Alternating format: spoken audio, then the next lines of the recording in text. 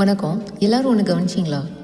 ஸ்கூலில் இருந்தப்போ காலேஜ் போனால் சந்தோஷம், காலேஜில் இருந்தப்போ வேலை கிடைச்சா சந்தோஷம், வேலை கிடைச்சதுமே சம்பளம் இருந்தால் சந்தோஷம், சம்பளம் அடுத்து அதிகமாக வந்தால் சந்தோஷம், இல்லை இப்போ பிஸ்னஸ் பண்ணால் சந்தோஷம், இல்லை சோஷியல் மீடியாவில் பெருசாக வரணும் அப்படின்ற ஆசை, அது வந்ததும் சந்தோஷம். இப்படியே அடுத்ததுன்னு மனசு சந்தோஷத்துக்கு ஒரு டேக் போட்டு சுற்றிக்கிட்டே இருக்குது.